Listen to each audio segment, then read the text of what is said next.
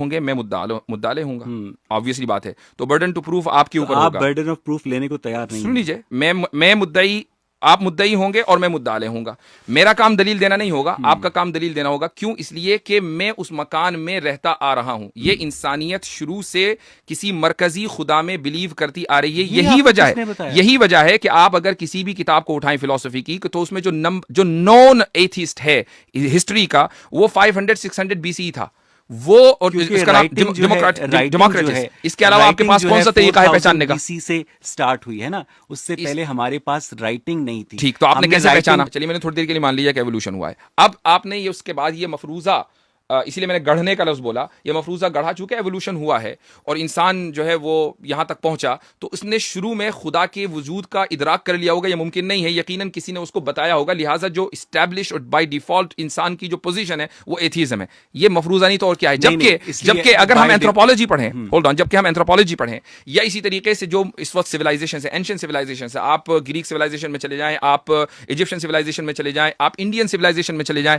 या उससे पहले जो टर्की में इस वक्त सबसे कदीम सिविलाइजेशन के आसार मिले, हर जगह, इन तमाम जगहों पर एक मरकजी खुदा का तसव्वुर पाया जाता है। हम तो न्यूट्रल पोजीशन, यही तो मैं कह रहा हूं। हम तो न्यूट्रल, आपने तो मेरी बात की तस्दीक कर दी। हम तो न्यूट्रल पोजीशन पर थे कि जनाब हम नहीं जानते। अब आप मुझे, आपने मेरी बात की तस्दीक कर दी कि डिफॉल्ट पोजीशन। मुझे सिर्फ इतना बता दें जी, 1 लाख साल पहले प्लैनेट अर्थ के ऊपर इंसान रहते थे?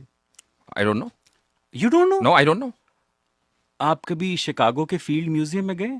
गया हूंगा, लेकिन आई डोंट नो। नहीं, आपको पता है कि जो एनाटॉमिकली मॉडर्न ह्यूमंस हैं वो इस प्लैनेट अर्थ के ऊपर 2.5 लाख साल क्या हम इर्तिका पर बहस कर रहे हैं? नहीं, मैं सिर्फ आपकी, मैं अंडरस्टैंडिंग की बात कर रहा हूँ कि आपके नजदीक, जिस तरह बहुत सारी चीजें आपको नहीं पता। अच्छा, अब चले, मुझे नहीं पता होंगी। हाँ, मुझे भी नहीं पता। वाजिदी साहब, इंसान इस प्लैनेट अर्थ के ऊपर कब से है? अल्लाहु आलम। आपको हजरत आदम का नहीं पता? नहीं, हजरत आदम का पता है, लेकिन ये नहीं पता कि वो कब आए थे, ये हमें बताया नहीं गया। अच्छा, इसका मतलब ये है कि जो तारीख इब्ने कसीर है, उसके अंदर ये लिखा गया है कि जहां तक मैंने पढ़ा है, correct me if I am wrong, आप यस, यू आर रॉन्ग।